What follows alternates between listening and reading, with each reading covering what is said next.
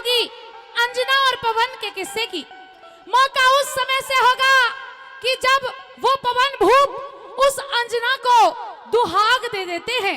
12 साल का दुहाग अंजना को दे दिया, क्योंकि अंजना की सखी सहेलियां अंजना से कहने लगी, री अंजना, जिस इंसान के साथ में तू शादी करना चाहती है वो तेरे वर्गा है ही नहीं, क्योंकि तू इतनी सुंदर है और ये पवन भूप इतना काला है। न्यू कह दिया री अंजना कि इसते सुथरे और बतेरे तू के छोरिया के तोड़े में और अच्छी भी ना लागी अंजना पवन भूप के जोड़े में। ये बात पवन भूप के दिमाग में घर कर जाती है। जैसे ही शादी करके दरवाजे के ऊपर अंजना को लेकर के आते हैं, वही बात पवन भूप को याद आ जाती है। तभी 12 साल का दुहाग अंजना को घर में प्रवेश करने से पहले पवन भूप ने दे दिया। अंजना को बिल्कुल भी समझ में नहीं आया कि मुझे दुहाग किस कारण से मिला है। एक बार पवन भूप कहीं जा रहे थे तो रास्ते में किसी पेड़ की छाया में बैठे हुए थे। किस प्रकार से पवन भूप एक चकवार चकवी की बातें सुन रहे थे। आइए किस प्रकार से अपने मंत्री से क्या कुछ कहने लगे कि ये चकवार चकवी कि एक रात के बिछड़नते दो पंछी काल हो लिए और अंजना का मुंह देखे मंत्री 12 साल हो लिए। किस प्रकार से क्या कुछ कहते हैं कि ये चकवा और चकवी एक दूसरे के बिना एक रात नहीं रह सकते। मुझे तो मेरी अंजना को दुहाग दिए 12 साल हो चुके हैं। क्या कुछ कहते हैं सुनेगा बाकी हवाला रागनी में।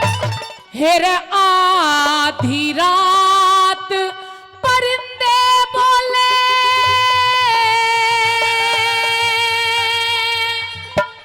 हो,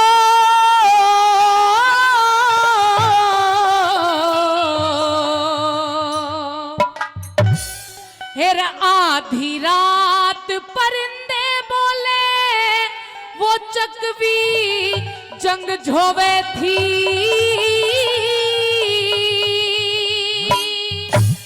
हेर पहरे ऊपर पवन जागता मौज पड़ी सोवे थी। पहरे ऊपर पवन जागता मौज पड़ी सोवे थी। हेर आधी रात परिंदे बोले चकवी जंग झोवे थी। पहरे ऊपर पवन जागता मौज पड़ी सोवे थी।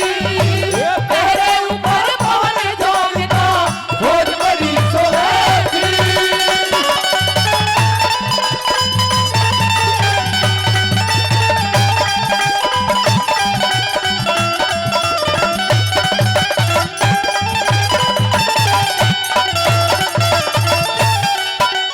कि आधी रात परिंदे बोले एक चकवी जंग झोवे थी और पहरे ऊपर पवन जागते फौज पड़ी सोवे थी। पहली कली के माध्यम से क्या कुछ सोचते हैं पवन भूप, सुनेगा क्या लिखा।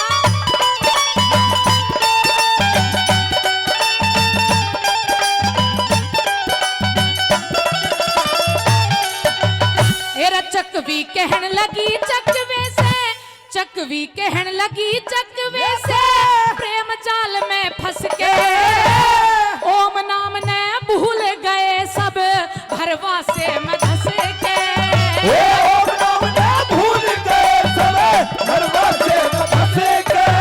फिर धर्म की चर्चा करनी चाहिए तले राम के बस के।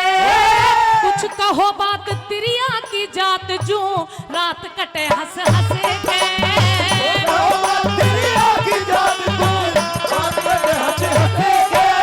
फिर मीठे बोल सुरीले बोले मीठे बोल सुरीले बोले चकवे ने मोवे थी। मौज पड़ी सोवे थी। मौज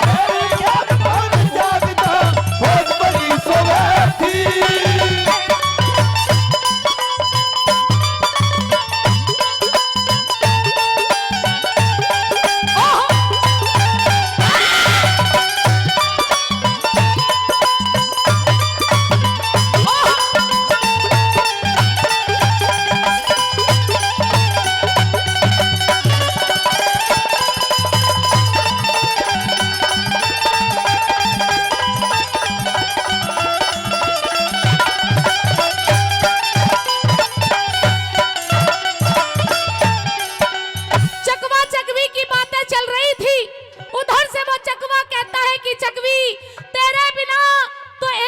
भी ऐसा लगता है इस जिंदगी में कि ये बर्बाद हो चुका है, क्या कुछ कहने लगे, सुनेगा दूसरी कली के माध्यम से।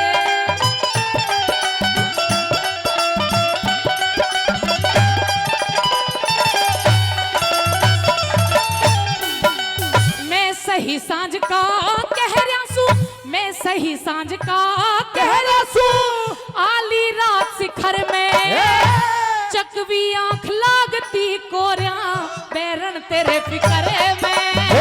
चकवी आंख लागती कोरिया बैरन तेरे फिक्रे में।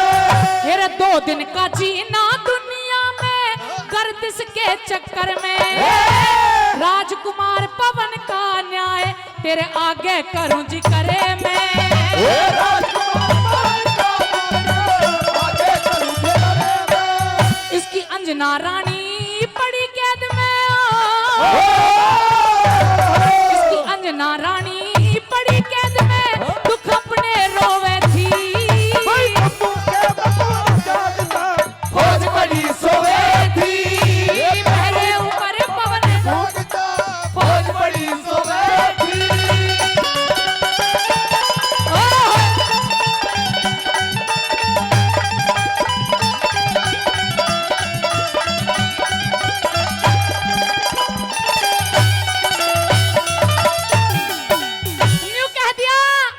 ये जो देख रही है ना चकवी पवन भूप, इसने अपनी पत्नी को 12 साल का दुहाग दे दिया है। इसका नाम है पवन भूप और इसकी घरवाली जो है उसका नाम है अंजना। क्या कुछ कहने लगे, सुनेगा तीसरी कली में।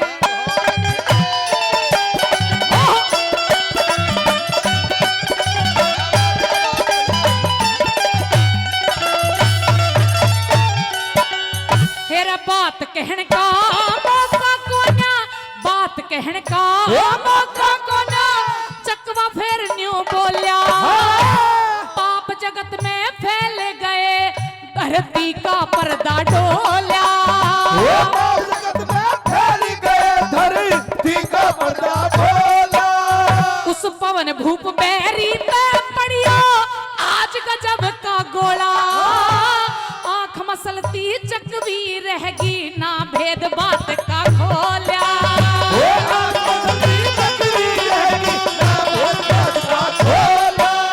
तेरे पाखंड के मां फंस के दुनिया, पाखंड के मां फंस के दुनिया सहम डले ढोवे थी। बप्पू के बप्पू जागता फौज बड़ी सोवे थी। बप्पू के बप्पू जागता फौज बड़ी सोवे थी।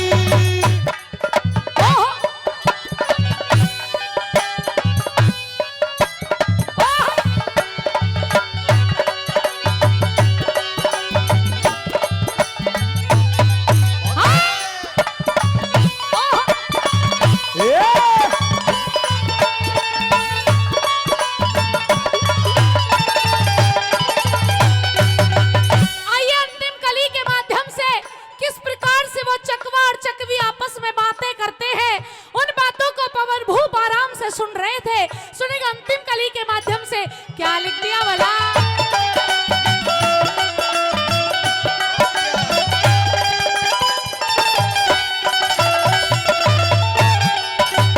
हेरा हुई बात कहने में चकवी, हुई बात कहने में चकवी, नहीं दोष महाराज से। संता के डेरे में पापी पवन भूप आया से। संतों के डेरे में पापी पवन भूप आया से। तेरा गांव बरौना जाट महर सिंह लेसुर में गार्या से। लक्ष्मी चंद पे ज्ञान लिया न्यू तमने समझाया से।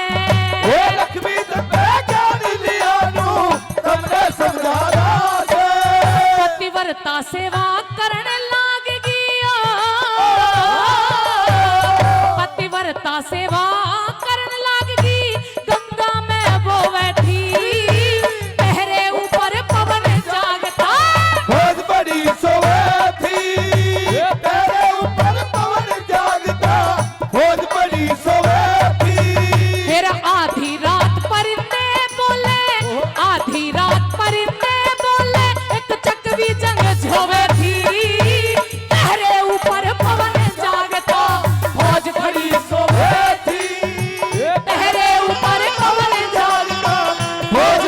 बरसों में